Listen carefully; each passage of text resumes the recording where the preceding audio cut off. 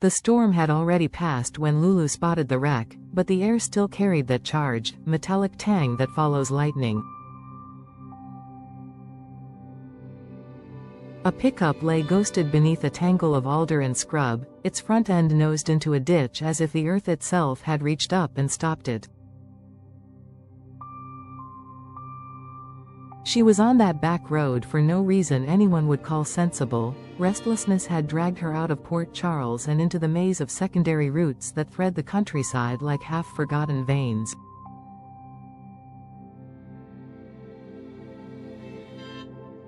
"4 years stolen by sleep will do that to a person. You wake up to a world that kept moving without you, and sometimes the only way to feel the ground again is to let your tires hum their way toward nowhere." She braked, called it in with steady voice and trembling hands, and waited while her heart marked the minutes with old fear and new resolve. When the responders tugged open the crumpled door and an EMT turned to shout a name, the sound seemed to split the afternoon. Nathan. A name pulled out of the river of grief and rumor, a name that had long been a headstone for some and a whispered what if for others. Nathan, alive. Nathan returned with a look in his eyes like a house with the lights on but rooms unopened for years. In the sterile brightness of General Hospital, you learn quickly how to stand in a hallway and keep your face from becoming a weather map. Lulu had practice. She had mastered the etiquette of waiting outside rooms, of reading doctors' expressions without cornering them, of praying with her posture.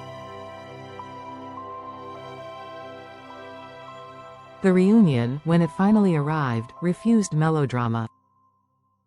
No orchestral swell, no scripted embrace that wiped the slate clean. Instead, it unfolded with a lightness that startled them both. A quip about her timing, a crooked smile when she relayed the exact mile marker, a relief so unguarded it almost looked like joy. It was not that the darkness had retreated, it was that, for a handful of minutes, it didn't get to dictate the temperature in the room. Lulu felt it then, the jolt of connection not born of romance but of something rawer and more practical, recognition.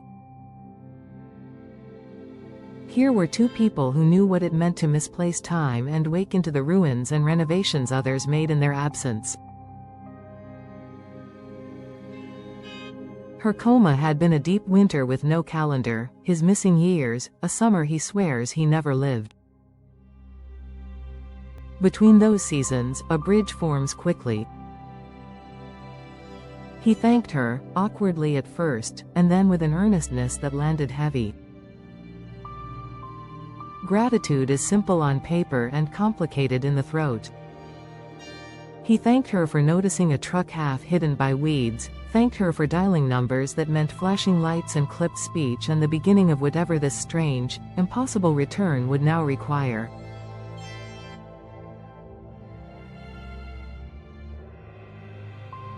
She brushed it off as anyone would, but inside she catalogued it with care. After 4 years of being an object of concern and a repository for others' hopes, being the one who acted, the one who showed up at the right ditch on the right afternoon, rewrote something inside her.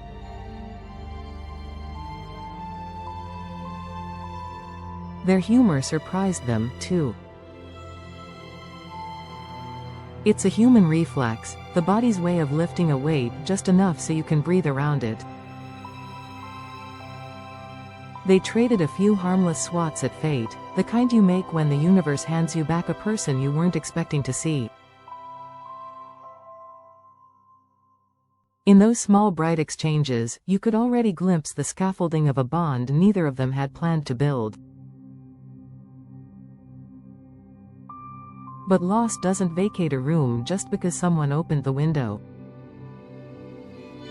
The shape of Maxie hung there with a fierce, stubborn outline. For Lulu, Maxie is an ache that pairs with coffee and late-night news. For Nathan, she's an absence that his mind can't chase to ground, a missing woman whose story he can't remember past the last page he swears he read.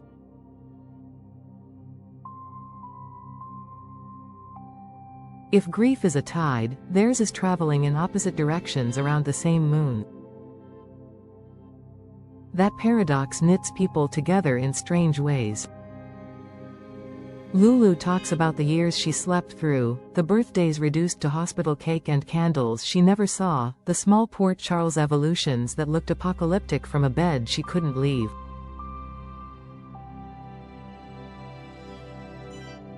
Nathan listens with a soldier's stillness, learning the landmarks of a life everyone insists he once walked.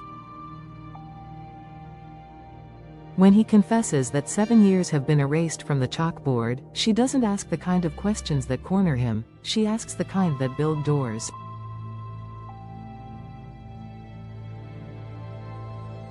Who told you first? What is the last thing you remember believing? Has anyone tried to fill the silence with what they needed you to be? Those are the questions of someone who knows what amnesia does to a person's autonomy. It makes you a screen for projections. With Lulu, he is not an empty file to be populated. He is a man with a hard border around his knowns and unknowns, and she respects that border like it's a country she's been invited to visit. Port Charles loves a miracle, but it also loves to interrogate them. The return of a man whose death-inspired eulogies will do more than stir sentiment. It will rewrite old alliances, shiver open locked drawers, tempt opportunists with fresh angles. Lulu understands the town's metabolism, the way it metabolizes shock into gossip, gossip into policy. She's not naive about the ripples. Dante's name drifts through her thoughts with the pull of gravity. History doesn't vanish when a new chapter starts. Whatever tenderness might flicker between two people in a hospital corridor must stand trial in a city that never lets anyone love without a jury. That's not a deterrent so much as a reality check. It forces clarity. It also has a way of forcing timelines. People hurry toward or away from each other when they think an audience is taking notes. For now, the writers of Fate, and of the credits, give Nathan and Lulu a patio table instead of a bed, a paper cup of coffee instead of a confession. They meet again not in crash-lit adrenaline but under ordinary sun, and in that quieter light they find the contours of a friendship that doesn't ask for a label yet. They talk about logistics, strange word, heavy duty. He will need identification that matches the name everyone insists is his.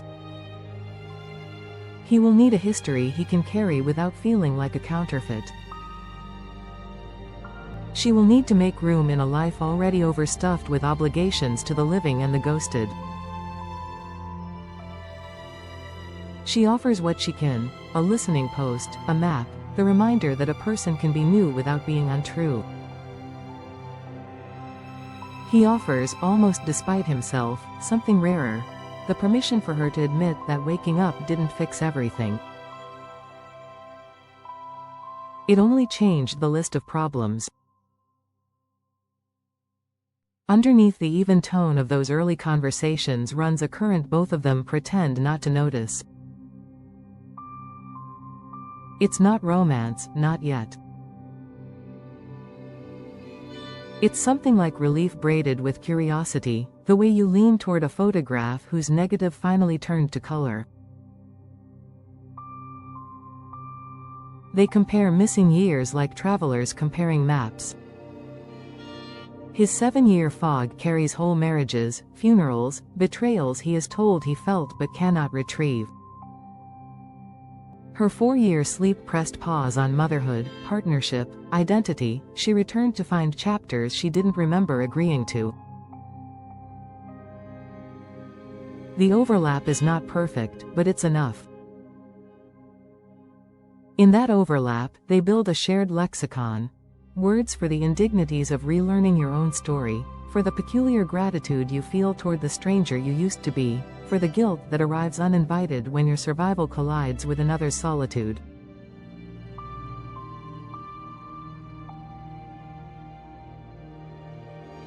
Maxie's name is not a wedge between them so much as an altar they tend together. Lulu speaks of her in the present tense without apology. Nathan tries to do the same, and when his voice betrays him, Lulu doesn't flinch. The daydream they allow themselves, only once, on a bench outside the cafeteria, is not of some forbidden kiss. It's of a different kind of return, the day Maxie opens her eyes and finds that grief has mishandled its paperwork. Imagine her, they say without saying, stepping back into a world where loss has rebranded itself as prologue. They let themselves picture it briefly, then they fold it away. Hope, like any asset, must be diversified. You don't invest everything in a single miracle. Still, Port Charles is a city of reveals, and stories here rarely meander. The rumor mill hums almost immediately. Sightings of Nathan buying coffee, Lulu's laughter in a hallway, the simple math of proximity turned into narrative by people who enjoy that sort of arithmetic. Friends question, foes calculate, the neutral parties sharpen their curiosity into concern. It is in that gently pressurized environment that Lulu makes her quiet vow. It is not a declaration to be carved into hospital drywall. It is a personal, private promissory note. I will not let this man be defined by the years he cannot access. I will not let his present be confiscated by people who prefer him as a memory.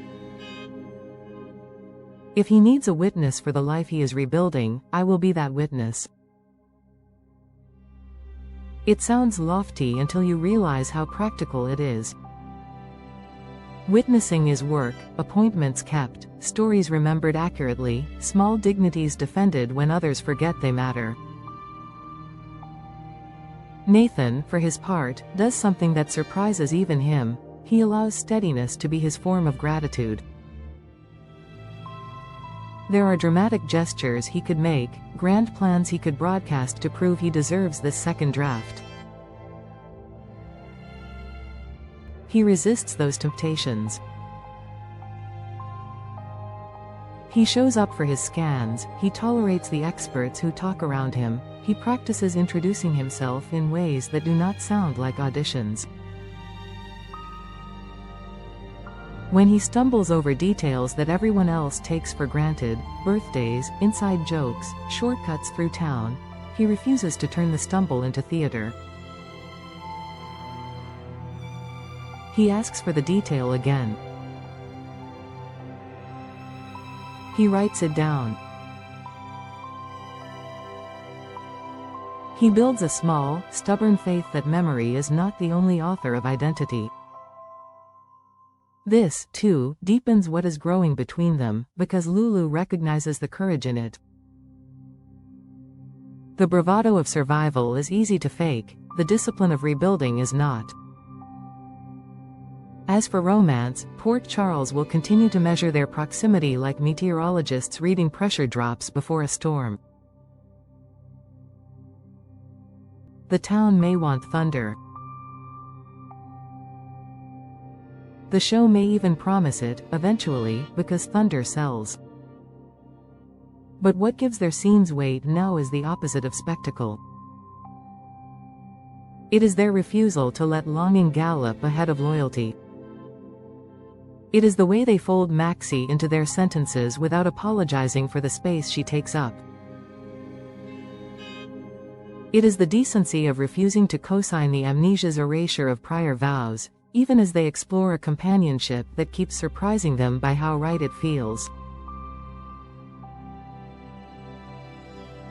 The more they share, the clearer the shape becomes.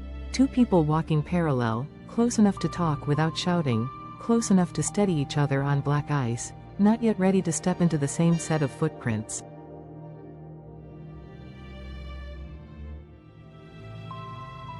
If the distance between them narrows, it will be because of 100 patient adjustments, not a single impulsive leap. And still, unseen by them but felt by anyone watching with a fan's sixth sense, the fuse is burning toward a cluster of returns. Wherever Maxie is, trapped in sleep or caught behind a veil of medicine, her story is angling toward daylight. The city is practiced at staging awakenings, it will know how to orchestrate hers. When that day comes, the shocks she inherits will not all be brutal. Among them will be two gifts wrapped in strange paper. The revelation that the man the world told her to mourn is writing sentences again, and the knowledge that the woman who once shared her mirror has become the fiercest advocate for his second chance.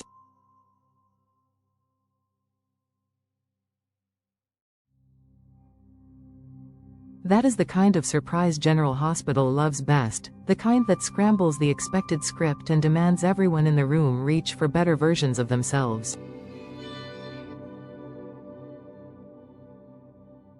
So if you're looking for fireworks, you may get them. This is Port Charles, after all, and the town profits from spectacle. But the true heat of this arc is found in smaller combustions. A laugh that clears the static after a day of tests, a text message sent not because the plot requires it but because care does, a fleeting moment outside an elevator where both realize they don't have to pretend around each other.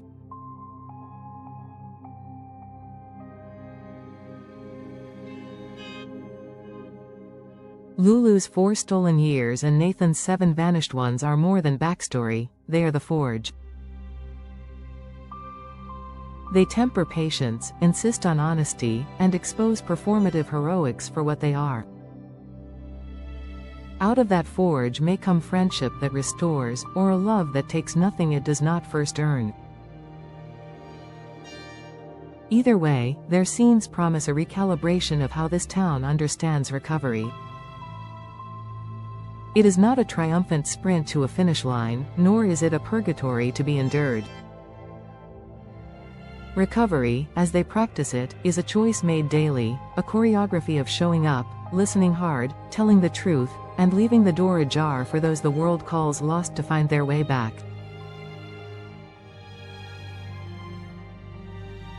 Some arcs announce themselves with sirens. This one decided to knock. It arrived as a woman on a country road, breaking for a glint of chrome and a hunch. It introduced itself as banter in a fluorescent hallway and as the relief of finding out that the person you just saved is someone you are also allowed to enjoy. It will, inevitably, intersect with everything. With Dante's careful composure, with the Cassadine gravity well, with the set of old obligations that have a way of reasserting themselves whenever a heart starts improvising.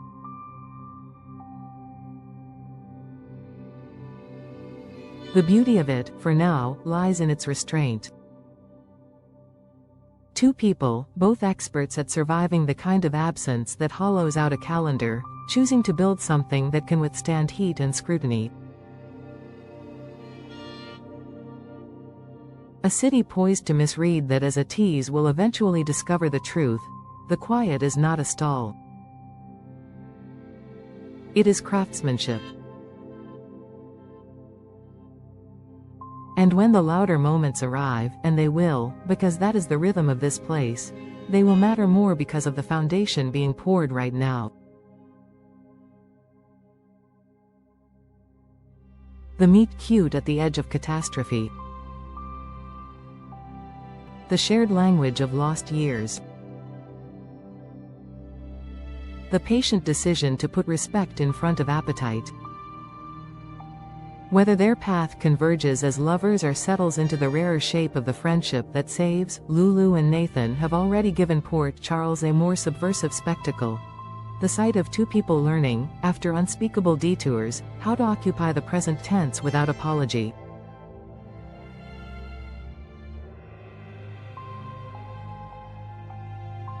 That, more than any twisty reveal or courtroom bellow, is the treat to watch, and the promise that whatever comes next will not be shallow, because it did not begin that way.